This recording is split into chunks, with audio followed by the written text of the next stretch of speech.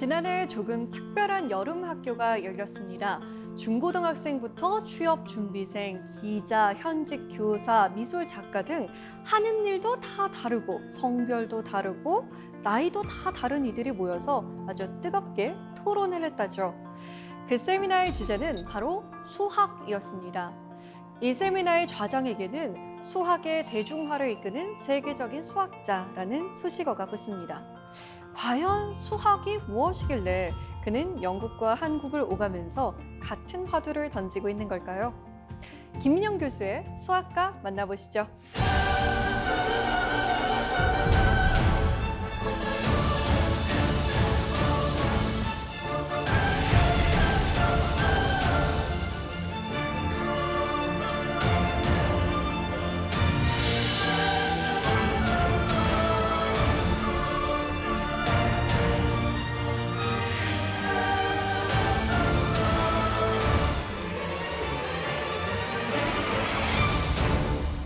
네, 교수님 반갑습니다. 네, 안녕하십니까.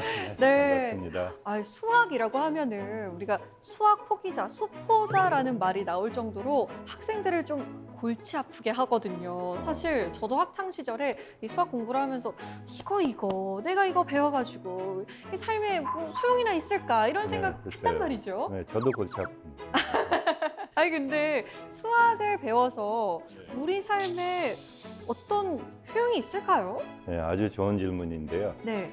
구체적인 효용도 많이 얘기할 수는 있지만은요, 제가 생각하는 가장 중요한 효용이라고 하면은 세상을 이해하는 데 도움을 준다. 세상을 이해하는 데 도움을 주는 수학. 저는 아직 그 말이 잘 이해가 되지 않지만 아마 교수님의 강연을 들으면 이해할 수 있을 것 같습니다. 오늘 강연 잘 부탁드립니다. 예, 노력해 보겠습니다.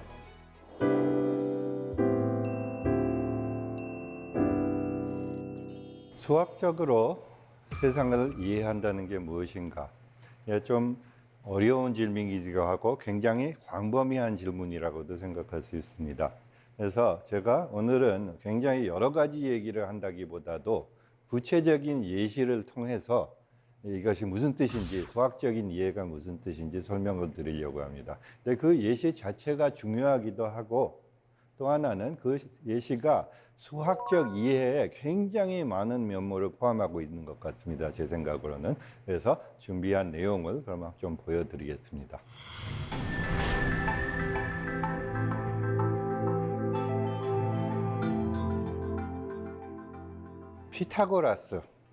피타고라스의 이야기로부터 좀 시작하려고 합니다. 여러분들이 어쩌면은 수학자 하면은 가장 먼저 떠오르는 이름 중에 하나가 피타고라스인가 아닌가 합니다.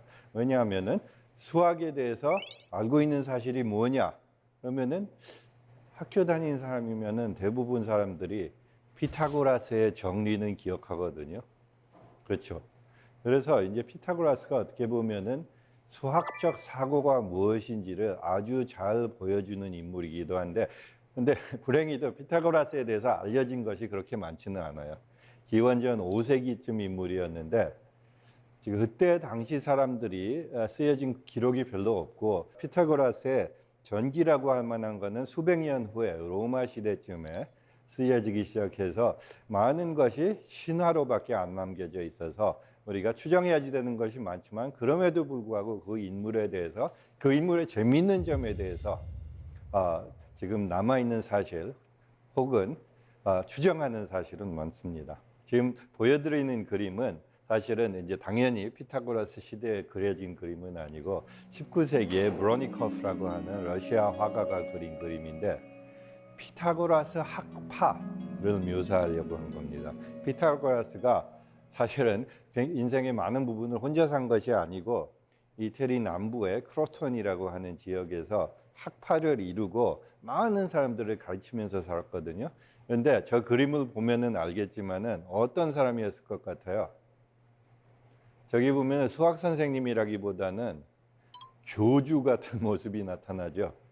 근데 바로 그런 인물이었습니다. 상당히 교주 같은 인물이어서 수학 얘기도 하고 과학 얘기도 하고 그랬지만은 종교적인 이야기도 굉장히 많이 하고 고대 문헌에 보면 가령 아리스토텔레스 같은 사람 글에 보면은 피타고라스 수학도 언급하지만은 피타고라스 교리를 굉장히 많이 얘기합니다. 그러니까 뭔가 수학에 대한 사고, 과학에 대한 사고, 그것과 신화적인 사고, 종교적인 사고가 다 얽혀 있는 분위기 속에서 사람들이 살고 토론도 하고 연구도 하고 그랬던 것 같습니다.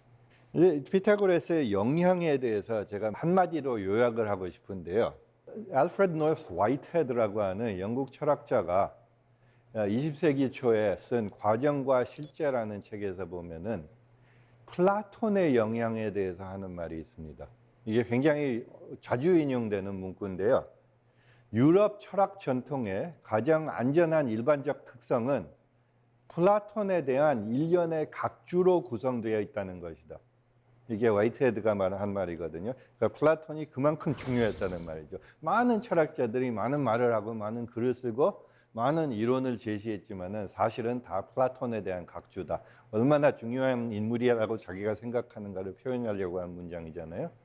그런데 어쩌면은 이 비슷하게 과학의 전통에 대해서 생각할 때 철학의 전통이 아니라 과학의 전통은 피타고라스 각주의 연속이다. 이런 식으로 표현할 수도 있습니다. 이건 어떤 멋있는 사람이 한 말이었으면 좋겠는데 사실은 제가 한 말입니다. 죄송합니다. 그런데 그 정도로 저는 피타고라스는 중요한 인물이었던 것 같습니다. 그래서 이제 고대 사람들이 피타고라스가 발견했다고 하는 사실들이 어떤 것들이었는지 제가 몇 개만 여기서 기록해 봤습니다. 음악적 화음 이론을 피타고라스가 처음 만들었다고 생각합니다. 또 여러분들이 잘 알고 있는 직각삼각형에 대한 피타고라스의 정리.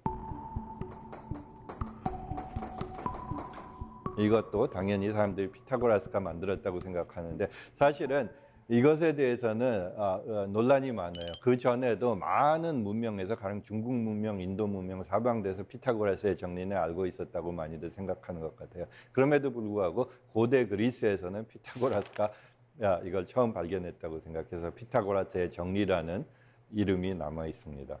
그 다음에 공간에 존재하는 정다면체, 정다면체가 딱 5개 있다는 사실이 있거든요. 정사면체, 정육면체, 정팔면체, 정십이면체, 정이십면체 이런 종류의 5개의 정다면체가 있는데 이것도 피타고라스가 처음 발견했다고 그리스 사람들은 믿고 있었습니다. 그리고 그 정다면체들이 또 원소의 모양하고 관련되어 있다는 믿음도 있었기 때문에 상당히 그것을 둘러싼 신비주의도 많았었습니다. 그다음에 피타고라스는 또 비율의 개념을 처음 만들었다고 생각되고 있었어요. 비율이라는 게 뭐냐?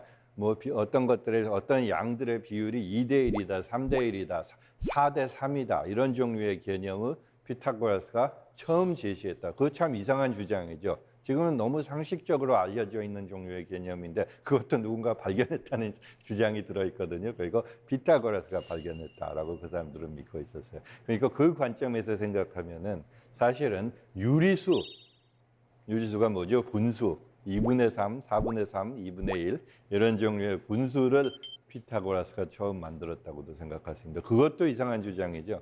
수도 누군가가 발견했다고 생각하는데 1, 2, 3이라고 하는 수도 누군가가 언젠가 만들었을 텐데 수의 근원에 대해서는 참 알기가 어려워요. 그건 정말 선사시대부터 누군가가 사람들이 사용해 왔을 것이기 때문에. 그런데 유리수의 발견은 피타고라스가 발견했다고도 주장하고 있었어요. 또 지구가 둥글다는 사실도 피타고라스가 발견했다. 그러니까 얼마나 중요한 발견이에요. 그러니까 여기서 말씀드리려는 것은 저것들이 다 사실인지 아닌지 제가 정말 우리가 지금 제가 자신 있게 얘기할 수는 없지만은 적어도 피타고라스가 얼마나 중요한 인물로 여겨졌는가는 저 5가지로도 상당히 잘 표현되는 것 같습니다.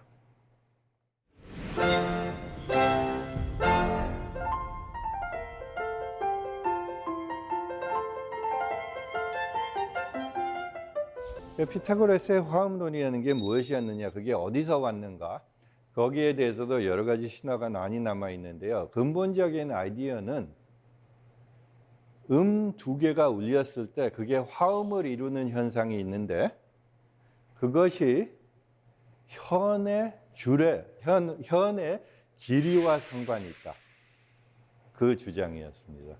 이런 기타 같은 악기를 보면은 줄이 굉장히 여러 개 있잖아요. 그리고 여러 다른 음을 생성하려면 어떻게 해요? 손가락으로 줄을 눌러가지고 진동하는 줄의 길이를 줄이잖아요.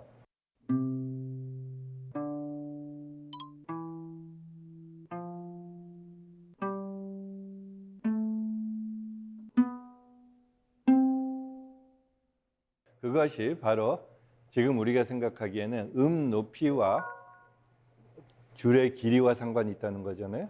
또 하나는 두 음을 같이 울렸을 때 이루어지는 화음이 두 현의 길이 사이의 비율과 지금 표에 나타난 관계가 있다. 그거를 피타고라스든지 피타고라스 학파가 처음 발견했다고 그래요. 그러니까 예를 들자면은 현 길이가 비율이 2대1이 될 때, 그러니까 현이 하나가 있고 또 하나가 길이가 반일 때 한 옥타브만큼 음이 차이 난다는 사실을 발견했다고 합니다. 딱 한 옥타브.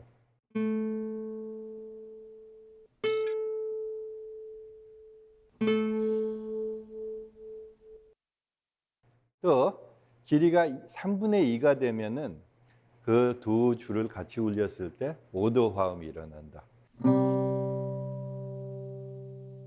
4분의 3이 되면은 4도 화음이 일어난다. 5분의 4가 되면은 장 3도 화음이 일어난다. 이런 종류의 사실들을 처음으로 피타고라스가 발견했다고 합니다. 그래서 그걸 굉장히 충격적인 사실로 간주했다고 그래요. 왜 충격적이었겠느냐? 사실 지금 정확히 짐작하기는 어렵지만은 그 사람들에게는 음악도 굉장히 신비한 개념이었던 것 같아요. 그러니까 예를 들자면은 천체가 돌아가면서도 음악을 생성하고 있다는 믿음이 있었거든요. 그걸 영어로는 Music of the Spheres라고 그러는데요. 그러니까 음악도 그 사람들에게는 굉장히 뭔가 신비롭고 중요한 존재였는데 그것과 특히 음악에서 나오는 화음과 유리수, 간단한 비율과 관계를 지을 수 있었다는 것이 수의 신비를 더해준 것 같아요. 지금까지는 어떻게 보면은 현상에 대해서 말씀을 드렸고, 현상은 뭐죠? 음과 음의 화음, 그 현상을 말씀드렸고, 그 다음에 어떻게 보면 거기에 대한 아주 기초적인 수학 이론을 말씀드렸어요. 이미 수학이 등장했죠. 제가 등장한다고 이제 미리 주의도 안 주고 수학 얘기를 먼저 말씀드린 건데, 그러니까 그 현사의 비율, 길이의 비율과 화음이 관계 있다. 근데 그거는 굉장히 오래된 이론입니다. 방금 말씀드렸듯이 약 2,500년 된 이론이 있었다. 그걸 설명드렸는데 이제 요 다음 부분은 그것을 현대적인 의미에서 어떻게 이해하는가 그걸 말씀드리겠는데 이제부터는 조금 더 본격적인 수학이 나타나기 시작해서 제가 요 장 수학 이론 1이라고 이름 붙인 장에다가 해골 표시를 했는데 조금 무서운 수학이기 때문에 준비하라는 뜻으로 해골 그림을 하나 붙였습니다. 생각해 보니까 제가 잘못한 것 같기도 해요. 사실은 수학 이론이 나타나지만 긴장하지 말라고 그랬어야 되는데 해골을 붙인다는 긴장을 더 시키는 그림이기도 한 것 같아서 죄송합니다. 근데 하여튼 지금 수학 이론이 나타날 것이니까 약간은 준비해 주십시오. 첫째, 이제 현대적으로 생각했을 때 도대체 음이라는 게 무엇인가? 이걸 잠깐 거론하고 넘어가야 되거든요. 음이라는 거는 어떤 특정한 종류의 소리잖아요. 그렇죠? 그러면 또 소리는 무엇인가를 얘기해야지 되는데 소리라는 거는 근본적으로 공기의 압력파라고 그럽니다. 지금 저 그림에 나와 있는 거는 뭔가 하면은 스피커가 소리를 생성하는데 소리를 어떻게 생성해요? 스피커 앞에 막이 진동하잖아요. 왔다 갔다 하면서 진동을 하는데 그러면은 그 막 앞에 있는 공기가 또 진동을 하게 되거든요. 특히 그 중에서 공기가 압축된 부분이 있고 희석화된 부분이 있고 이런 것들이 교차를 하면서 앞으로 나가게 되는데 그 진동이 귀에 도착을 하면은 그러니까 어떤 평형 상태의 압력이 올라갔다 내려갔다 올라갔다 내려갔다 그걸 굉장히 빠르게 반복을 하면서 생기는 효과가 우리한테는 소리로 인식되는 것이죠. 다시 한번 반복을 하자면은 소리라는 것은 공기의 압력파다. 그게 현대적인 관점입니다. 근데 그 압력파인데 보통 들리는 소리는 높이가 있다고 할 수가 없잖아요.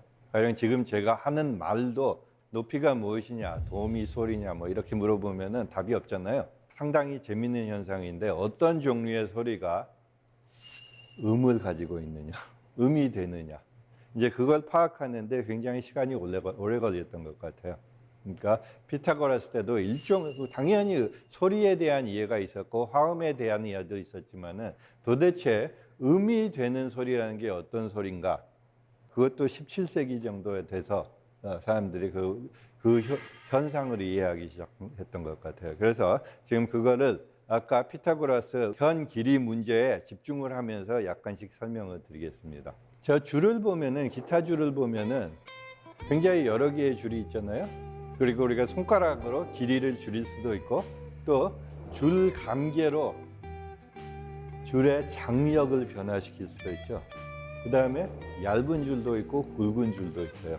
그래서 그걸 조금 더 수학적으로 표현하자면은 줄이 여러 종류인데 줄마다 길이도 있고 장력도 있고 밀도도 가지고 있다. 그래서 이것들을 다 변화시킬 수 있다. 그 말씀을 드리는 거예요. 그래서 여기로부터 음을 가졌다는 게 무슨 뜻인가 설명을 하면서 공식을 하나 소개시켜 드리려고 합니다. 지금 공식 무섭죠, 약간. 그러니까 일단은 너무 집중하지 마세요. 제가 약간씩 설명을 드리겠습니다. 그러니까 소리가 높이를 가졌다는 것은 현대적인 관점에서는 무슨 뜻인가 하면은 주파수를 가졌다는 거예요. 무슨 뜻이냐? 일정한 종류의 패턴이 반복되는 종류의 압력의 변화라는 거예요. 그러니까 보통 소리는 그 압력의 변화가 굉장히 불규칙적으로 일어나지만 높이를 가졌다는 것은 규칙적으로 일어나기 때문에 그 변화가 1초에 몇 번 일어나는지 측정할 수 있어서 그 일어나는 횟수를 주파수라고 그럽니다. 그래서 현대적인 관점에서 보면은 높이라는 거는 압력파의 패턴의 주파수를 이야기하는 겁니다. 특히 그 고압 파장이 1초에 몇 번 지나가는가 그걸 보고서는 주파수라고 합니다. 그러니까 그 지나가는 횟수가 일정하게 규칙적으로 지나가면 주파수를 가진 소리가 되고 그거는 높이가 있는 걸로 인식하게 됩니다. 여러분 이 생각을 해본지 모르겠어요. 음악을 들을 때 음이 높다든가 낮다는 말이 어디서 나왔을까요? 음이 높다, 낮다. 생각해 본 적이 없는 것 같아요. 네, 이상하잖아요. 뭐가 높다는 거, 높고 낮다는 거지. 약간 그러네요. 이해하기 힘들잖아요. 그렇죠. 이상한데 그래서 제가 음악가들한테도 물어봤는데 음악 역사를 아는 사람들도 잘 알지는 못하는 것 같아요. 그런데 저 주파수 공식의 입장에서 보면은 굉장히 자연스럽거든요. 음이 높다는 거는 주파수가 큰 것이다. 음이 낮다는 거는 주파수가 작은 것이다. 그러니까 높다는 것과 큰 것이 부합이 되고 또 매칭이 되고 낮다는 것과 작다는 것이 또 대응이 되거든요. 그러니까 굉장히 자연스럽죠, 이제는. 그러니까 양적으로 높이를 표현했을 때 물리적인 수하고 높낮이가 굉장히 부합이 잘 되거든요. 약간 신기한 것 같아요. 그래서.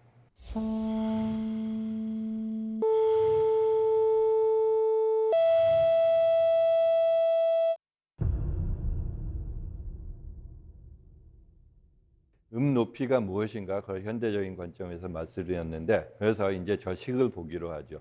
기타 같은 악기가 현을 가지고 있는데 그 현의 길이와 장력과 밀도를 바꿀 수 있다 말씀드렸잖아요. 그러면은 바꿨을 때 거기서 나오는 주파수가 어떻게 의존하느냐 그걸 표현하는 공식입니다. 이 공식은 길이에 어떻게 의존하는가 거기에만 잠깐 집중을 하면은 길이는 어떤 분수의 분모에 들어갔잖아요. 2배 L분의 1이 저기 들어가죠. 주파수 공식에. 그러면은 길이를 늘리면은 어떻게 될까요? 길이를 더 길게 하면은 분모에 들어간 수가 더 커지기 때문에 주파수가 더 작아지겠죠. 그러니까 음은 더 낮아진다. 그게 저 공식 속에 들어가 있어요. 또 길이를 더 짧게 하면은 분모에 들어가 있는 건 나누는 게 더 작아지니까 저 수는 더 커질 거 아니에요? 그래서 주파수가 올라가고 소리는 더 높아진다. 그 현상이죠. 그런데 그거는 기타를 하면서 다 경험해 봤죠. 줄을 짧게 하면은 그러니까 가령 줄에 손가락을 짚어 가지고서는 더 짧게 진동하는 부위도 더 짧게 하면은 음이 올라가죠. 음이 더 높아지죠. 그게 저 공식 속에 들어가 있어요. 그러니까 저 길이에 의존하는 바를 표현하고 있습니다. 그다음에 그럼 장력을 생각해 보죠. 저 공식에 의하면은 장력을 늘리면은 장력은 또 분자에 들어가 있으니까 루트가 씌워져 있기는 하지만은 분자에 들어가 있잖아요. 그래서 장력을 크게 하면은 주파수는 올라가죠. 그러니까 음은 높아지죠. 그게 저 공식 속에 들어가 있어요. 그거는 또 언제 볼 수 있죠? 또 기타나 바이올린 가지고 줄 감개를 감으면은 음이 올라가잖아요. 또 풀으면은 음이 내려가고, 그렇죠? 그게 더 공식 속에 들어가 있습니다. 또 밀도의 효과를 이제 한번 봐볼까요? 밀도는 또 분모에 있기 때문에 밀도가 올라가면은 주파수가 내려가죠. 그러니까 음이 내려간다. 그게 또 저 공식 속에 들어있는데 그거는 무슨 현상일까요? 그 줄이 굵어질수록 음이 낮아지죠. 그걸 전부 다 표현하고 있는 공식입니다. 이제 저 공식이 약간 더 이해가 되나요? 이번에는 조금 더 깊이 있는 수학으로 들어가겠습니다. 그래서 여기부터 조금 더 어려워지기 때문에 제가 해골 그림을 3개를 붙였거든요. 이제 조금 더 무섭다. 그런데 벌벌 떨지 말고 해골아 우습다 하고 들어가면 될 것 같습니다. 이제 여기서부터 이제 진짜 수학적인 사고와 수학적인 이해가 시작됩니다. 저 진동하는 현을 수학적으로 모델을 만들어야지 돼요. 그걸 수학적 모델이라고 합니다.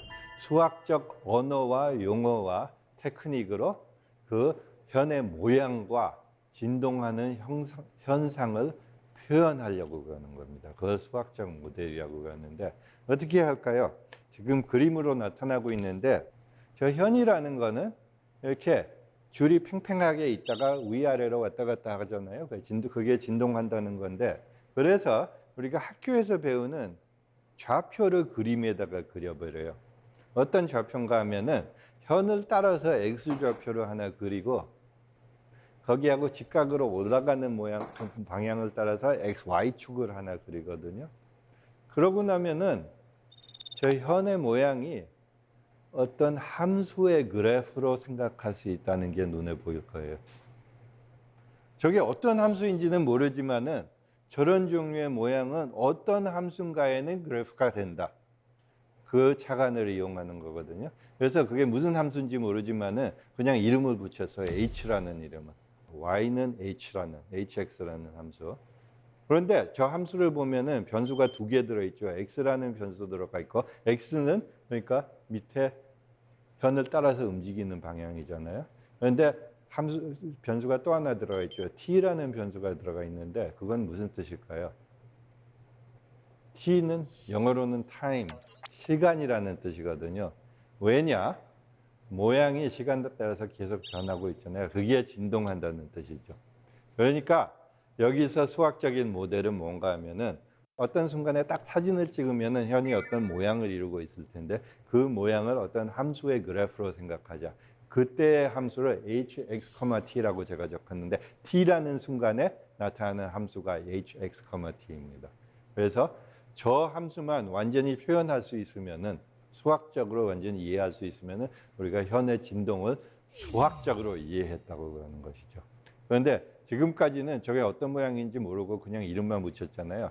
그게 수학에서 많이 나오는 방법론이죠. 일단 이름을 붙이고 나서 그 다음에 성질을 파악함으로써 그 다음에 점점 더 정확하게 규명을 해보자. 그게 수학적인 이해법입니다. 그러면은 저걸 도대체 어떻게 해야지 hx, t가 어떤 함수인지 파악할 수 있느냐. 그러면은 이제 여기서부터 자연의 원리를 약간씩 이용해야지 돼요. 자연의 원리를 이용해서 저 함수가 다음과 같은 성질을 가져야만 된다. 우리가 아직 어떤 함수인지 모르지만은 다음과 같은 성질을 가져야 되기 때문에 그 성질을 또 수학적으로 표현하고 그러고 나서 그 수학적 표현을 사용해서 그 함수를 규명하는 작전을 짜고 있습니다. 그게 수학에서 가장 많이 사용하는 종류의 방법론이죠. 자, 그러면 그 성질이 무엇일까? 아까보다 훨씬 무시무시한 식이 하나 나타났습니다. 죄송합니다. 그래서 이 식은 사실 이해를 별로 안 해도 되고 일종의 그림으로 생각하셔도 별 상관은 없는데요. 그런데 제가 약간만 설명을 드리려고 합니다. 그러니까 저런 종류의 방정식을 제가 방정식이라는 말을 썼잖아요. 방정식이 우리가 학교에서 배울 때는 뭐죠? 뭐 x제곱 더하기 x 더하기 1은 0이다. 그런 종류의 방정식을 만났는데 그거는 무슨 뜻이에요? 그때는 x는 어떤 수잖아요. 근데 우리가 모르는 수인데 그런 성질을 만족하는 수 x를 찾아봐라. 그런 뜻으로 식을 써놨을 때 그걸 방정식이라고 부르잖아요. 지금은 우리가 알고 싶은 게 사실은 수가 아니거든요. 수가 아니고 hxt라는 함수예요. 그러니까 모르는 양이 수 하나가 아니고 함수를 모르고 있어요. 그런데 그 함수가 뭔지 모르지만은 저런 종류의 성질을 가지고 있어야만 된다. 그걸 표현하는 것이 파동 방정식이에요. 그리고 저런 거는 어디서 나왔느냐? 제인의 원리에서 나왔다. 지금 그걸 설명드리고 있습니다. 그래서 저기 나오는 양들이 무엇이냐? h는 아까 말씀드린 그 함수, 그 진동하는 현의 모양을 나타내는 함수인데 오른쪽에 있는 거는 저 m은 아까 그 밀도였었죠. 왼쪽에 있는 저 대문자 t는 장력이었고, 그렇죠? 그 다음에 복잡한 기호들이 나오는데 저것들은 우리가 학교에서 배우고 좋아할 수도 있고 미워할 수도 있는 미분이에요. 미분. 그러니까 오른쪽에 있는 거는 시간에 대한 미분을 2번 한 거고 왼쪽에 있는 거는 x라는 변수에 대한 미분을 2번 한 거거든요. 그래서 저런 종류의 방정식을 미분 방정식이라고 그래요. 그러니까 왜 미분 방정식이라고 그러냐? 당연히 미분이 등장하니까 미분 방정식이라고 부르는 건데 함수를 파악하고 싶을 때 함수의 특정한 성질이 무엇이냐 물어봤을 때 자주 나타나는 게 미분 방정식이에요. 그게 상당히 이상한 사실인데 우리가 모르는 함수에 대해서도 그 함수의 미분에 대해서 알 수 있는 경우들이 상당히 많거든요. 뭔지 모르지만 자연에 나타나는 함수들은 한꺼번에 그 함수가 뭔지 예측할 수 없는 경우에도 그 함수가 변화하는 방법에 대한 각종 원리를 파악할 수 있는 경우들이 많기 때문에 미분 방정식이 많이 나타나요. 그래서 예를 들자면은 여러분들이 들어봤을 아인슈타인 방정식.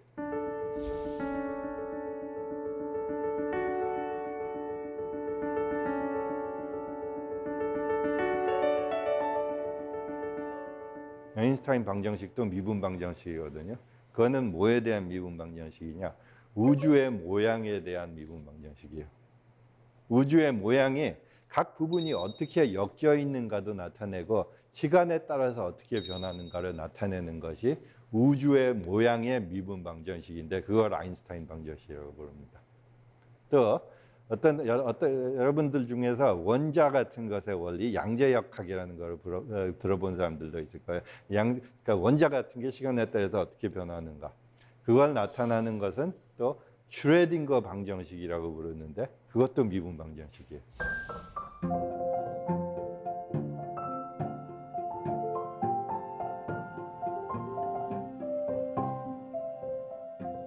그러니까 사실 자연의 원리를 나타내는 거의 모든 방정식이 미분 방정식인데 그중에 중요한 거를 어떻게 보면 가장 중요한 거를 3개 말씀드렸습니다. 어느 3개냐? 오늘 비교적 그래도 자세하게 설명한 파동 방정식, 그 다음에 아인슈타인 방정식, 슈레딩거 방정식. 이게 자연의 원리를 이해하는 데 도움을 주는 가장 중요한 3개의 방정식이라고 해도 돼요. 그러니까 그게 뭔지 정확히 모르더라도 앞으로 파악해 가면은 좋을 거라고 말씀드려도 되겠죠. 근데 그 근본적으로 미분 방정식의 아이디어가 무엇이냐?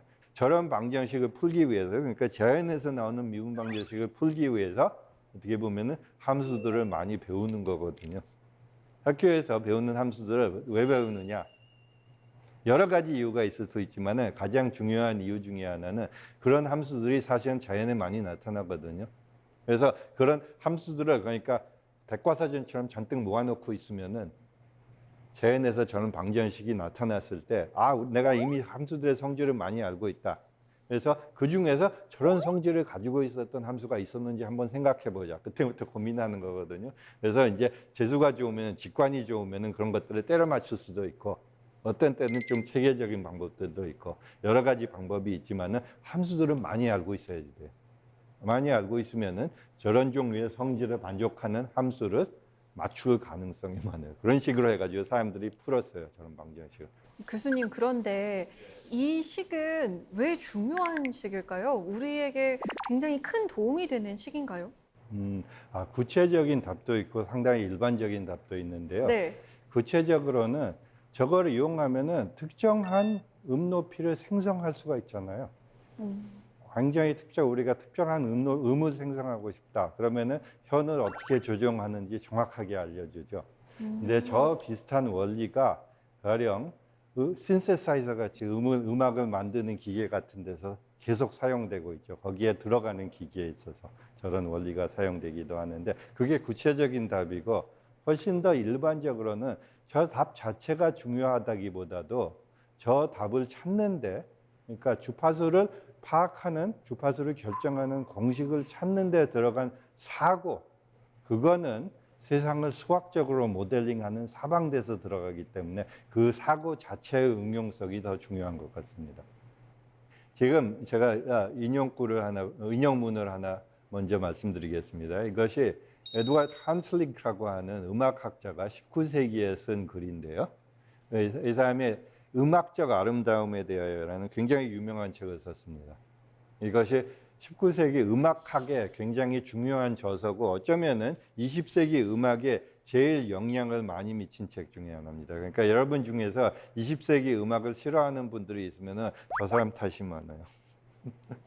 그러니까 저 책이 굉장히 중요한 영향을 미쳤기 때문에 그런데요. 그 책에 어떤 문구가 나오는지 한번 같이 읽어보죠. 시냇물에 왁자지껄 떠드는 소리, 바닷물결에 튀는 소리, 눈사태의 천둥 소리, 사이클론의 맹렬함이 음악의 계기가 되고 모델이 되지 않았을까?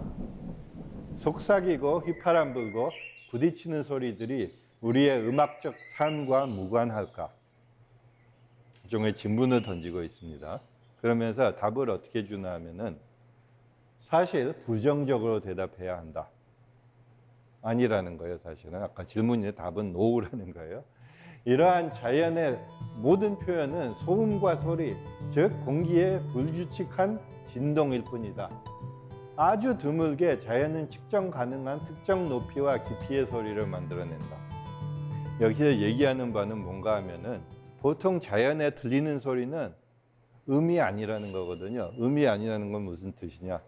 특정한 주파수를 안 가지고 있다는 거라고 그랬잖아요. 그래서 음악이 아니라는 거예요. 그래서 음악은 자연에 나타나는 건 아니고 그렇잖아요. 이제 자연에서 보통 들리는 소리가 특정한 음을 가지고 있는 거는 경우는 굉장히 드물죠. 제가 무대를 이렇게 두드린다고 해도 그건 어떤 음인지 얘기할 수 없잖아요. 그렇죠? 그래서 자연에서는 음악이 안 나타난다 이 사람이 주장했거든요. 근데 저 주장이 맞을까요? 사실은 현대적인 관점에서는 모든 소리가 순수 주파수의 혼합이거든요. 순수 주파수를 합성해서 임의의 소리를 만들어낼 수가 있어요. 사실은 그것 때문에 지금 소리를 녹음하고 생성하는 것도 그것 때문에 가능해지거든요. 지금 제 얘기가 들리는 것도 녹음해가지고 지금 재현하는 건데 거기서 사실은 저 사실이 전부 사용되고 있고 현대 테크놀로지에 대해서 여러 가지로 중요하고 자연 현상을 분석하는 데서도 중요한데 저게 무슨 뜻인가 하면은 어떤 소리든 여러 주파수가 섞여 있어가지고 각 주파수가 어느 정도 섞여 있는지 사실 분해해 가는 게 가능하거든요. 그걸 보고서는 소리의 스펙트럼이라고 그럽니다. 어떤 때 소리의 스펙트럼. 그래서 제가 그림으로 하나 보여드리는데 지금 그림에 나타나는 것은 사이런의 스펙트럼을 보여드리는 거예요. 그러니까 맨 밑에 부분에 노랗게 파동치고 있는 것 같은 거는 사이렌의 윙윙윙 거리는 소리, 가장 큰 소리가 그 주파수로 나타나고 있는 거고 그 위에 여러 주파수가 섞여 있는 모습을 저 그림으로 나타내고 있거든요. 그러니까 요새는 주파수 분석기라는 게 있어요. 임의의 소리를 집어넣으면은 거기에 어떤 주파수들이 섞여 가지고 생성되고 있는가 분해해 주는 기계. 그걸 통해서 만든 그림인데 예를 들자면은 플룻에 다음을 울리면은 그때는 거의 순수한 주파수가 들려 있어요. 플룻의 같은 관악기의 경우에는 배음이 거의 없고 다음을 울렸을 때 그 262Hz의 주파수를 가진 소리가 나오게 되고 플루트 대신에 바이올린 같은 거에 다음을 연주하면은 262도 나오지만은 524도 섞여 있고 1048도 섞여 있고 2096도 섞여 있고 4192도 섞여 있는데 그건 약간 생각해 보시면 알겠지만 전부 다 262의 배수거든요. 그거는 바이올린은 배음이 많기 때문에 그래요. 그래서 보통 배음이 얼만큼 섞여 있냐에 따라서 악기의 음질이 다르다고 그러거든요. 그러니까 플루트의 소리가 같은 높이 소리를 연주한다고 생각했을 때도 바이올린하고 상당히 다른 이유는 바이올린은 저런 식으로 스펙트럼 속에 배음이 많고 플루트는 거의 없기 때문에 그렇다. 보통 그렇게 설명할 수가 있고 또 그다음에 연필 떨어졌을 때 나오는 소리의 스펙트럼을 제가 어떤 물리학 실험 사이트에서 이제 발표해 온 건데요. 197, 211, 217 별의별 불규칙적인 주파수들이 다 적혀 있거든요. 그래서 저거는 막 아무렇게나 섞여 있기 때문에 그 중에 어떤 특정한 음이 된다는 주장을 할 수가 없고 그런 현상도 안 나타나고 그래서 음이 별로 안 들리죠. 연필이 떨어졌을 때. 그럼에도 불구하고 특정한 주파수를 가진 음들의 합성이기 때문에 일종의 음악이라는 주장을 할 수도 있죠. 혹은 아까 말씀드린 것처럼 다시 주장을 하자면은 모든 소리는 음으로 이루어졌다. 그러니까 그 관점에서는 한슬리카가 완전히 틀렸다고 주장할 수 있죠. 모든 소리가 사실은 다 음악으로 이루어져 있기 때문에. 그래서 이것이 세상을 만드는 거하고 무슨 상관이 있느냐. 그래서 이제 마지막으로 설명드리려고 그러는데 지금 나오는 그림은 뭔가 하면 사실은 사진이에요. 그림이 아니고. 비교적 최근에 몇 년 전에 레이저를 사용해서 찍은 원자의 사진이거든요. 근데 원자의 사진을 보면은 항상 저런 식으로 나와요. 저런 식이라는 게 뭔가 하면 좀 보송보송하고 불분명하잖아요. 자세히 들여다볼수록 분명한 모양이 없어지고 경계선도 불분명해지고 보송보송한 모습이 되는데 저거를 그래서 어떤 식으로 해석하면은 원자도 사실은 아까 현의 진동처럼 진동하는 파동 같은 존재라고 보통 표현을 합니다. 그래서 원자도 사실은 아까 현처럼 진동하는 파동이다. 그게 이제 양자역학적인 관점이고 파동일 뿐만 아니라 사실은 원자도 그러니까 가령 수소 원자 같은 거를 가만히 놔두면은 특정한 주파수를 가지고 진동하게 되는데 그때 주파수를 보통 에너지라고 부릅니다. 원자의 에너지라고 부르는 것이 진동하는 주파수예요. 그러니까 음을 이루고 있는 특정한 주파수를 가진 현과 진동하는 원자와 사실은 수학적으로 거의 똑같거든요. 그래서 원자를 가지고 세상을 만드는 것과 주파수를 합성해서 복잡한 소리를 만드는 것과 굉장히 유사한 과정이에요. 그래서 이제 원자론에 대해서 얘기할 때 보통 과학의 역사에서 고대 원자 사상이 처음 나타난 것이 기원전 5세기에 레오키프스와 데모크리투스는 좀 후의 사람이지만 4세기 사람이지만 이 두 사람이 처음 제안했다고 그러거든요. 원자라는 아이디어를 어떤 기본적인 아주 작은 물질들이 있어서 나머지 것들이 다 그걸로 만들어졌다는 아이디어들을 이 사람들이 처음 제안했다고 그러는데 근데 이 사람들이 생각했던 거는 물건을 만들 때 일종의 레고를 붙여가지고 큰 모형을 만드는 것 같은 모델을 연상했던 것 같은데 그런데 현대적인 입장에서 보면은 저 모델보다는 피타고라스가 음을 생성하는 수학과 원자가 큰 물체를 생성하는 수학이 훨씬 더 비슷하거든요. 그러니까 원자를 이용한 세계의 구성이 음악을 이용한 소리의 구성과 수학적으로는 거의 같아요. 그런 면에서 보면은 사실은 피타고라스의 일종의 원자론이 음악 이론이 일종의 원자론이 돼가지고 레오키포스와 데모크리토스의 이론보다 훨씬 앞섰다고 주장할 수 있어요. 훨씬 현대적이다. 이제 제가 피타고라스의 신화 얘기로 강의를 시작했는데 그러고 나서 피타고라스의 화음 이론을 기초적인 기관부터 점점 더 어려워지는 수학 그래가지고 여러분들을 약간 피곤하게 만들면서 설명을 드렸는데 그걸 궁극적으로 돌아보면서 생각하면은 피타고라스의 굉장히 유명한 원리가 하나 있어요. 피타고라스 학파들이 전부 다 이거를 일종의 교리로 여겼다고 그러는데 그건 뭔가 하면은 만물은 수다. 세상은 우주 전체는 수로 이루어졌다라고 하는 주장이 피타고라스 학파의 교리였다고 그러거든요. 그거를 피타고라스의 음악 이론과 현대 원자 이론사의 유사성을 생각하면은 상당히 합당한 주장이라고도 생각할 수가 있죠.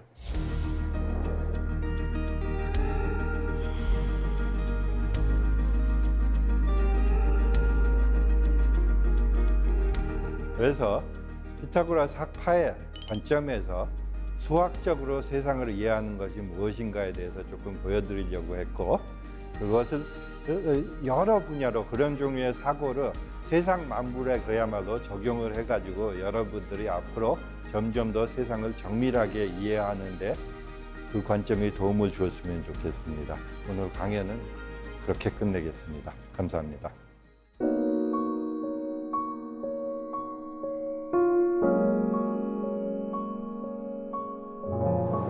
네, 강연 잘 들었습니다. 감사합니다. 이 수학의 세상으로 들어가니까 또 다른 세상이 보이더라고요. 분명히 같은 세상이었는데. 아유, 반갑습니다. 그렇게 말씀하시면. 그래도 저는 조금은 어렵긴 했어요. 네. 그래서 궁금하더라고요. 네. 교수님은 정말 처음부터 수학이 이렇게 재밌고 뭔가 쉽고 이해가 쏙쏙 되셨는지. 근데 저 같으면은 특히 어릴 때 수학을 특히 잘했던 일은 거의 한 번도 없었고. 아, 정말요? 네, 그럼요. 예. 그래서 그 대학교 처음 들어갈 때는 네. 수학과로 가지 않고 철학과로 갔었거든요. 그래서 철학과로 들어갔다가 네. 거의 들어가자마자 그만뒀습니다. 사실. 또 바로 이건 안 맞아 이러셨나요? 안 맞아라기보다도 이제 철학이나 수학이나 뭐 다른 과학도 마찬가지고 근본적으로는 세상을 이해하는 게 목적이잖아요. 네. 그런데 지금 현대 세상 이해하는 거는 과학적인 이해를 피할 수가 없거든요.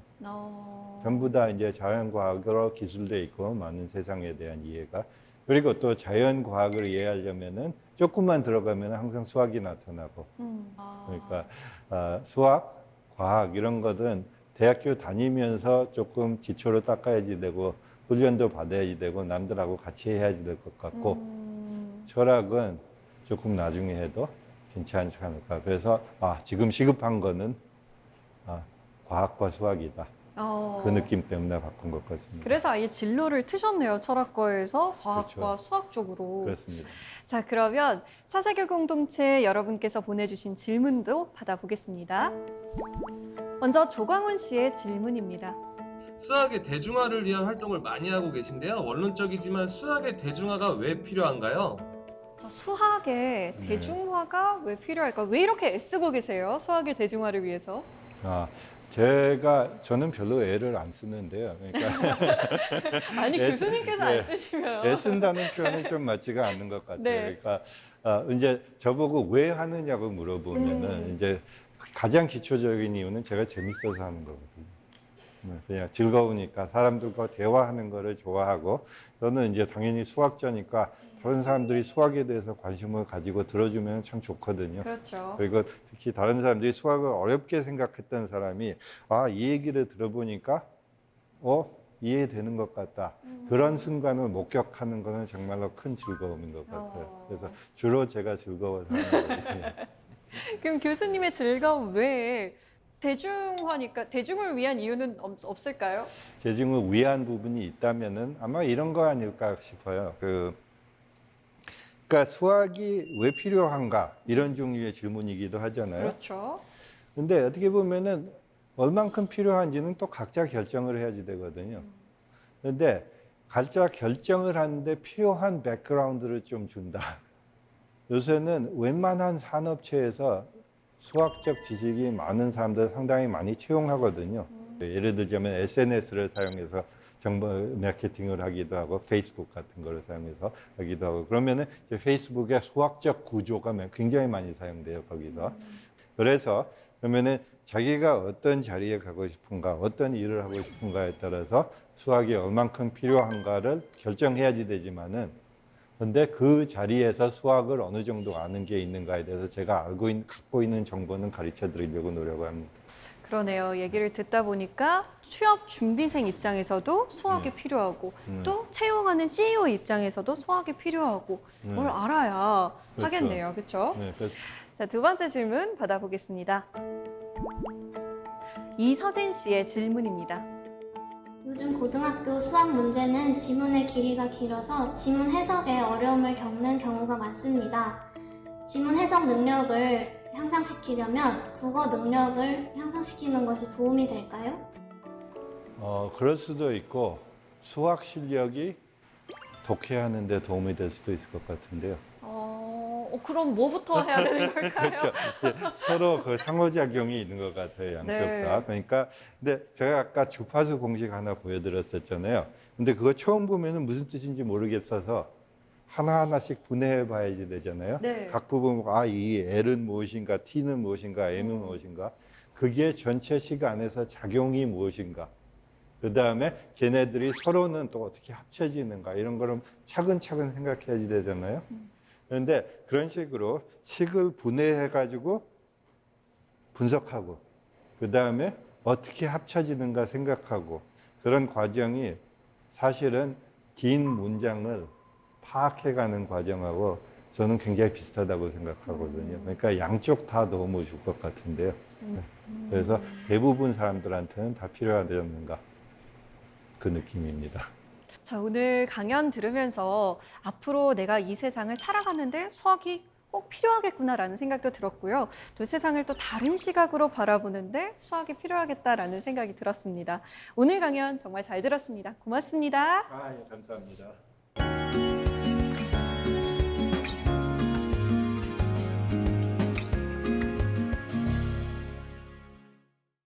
영화 인터스텔라에서 인류를 구할 수 있었던 건 바로 중력 방정식을 풀어서였습니다.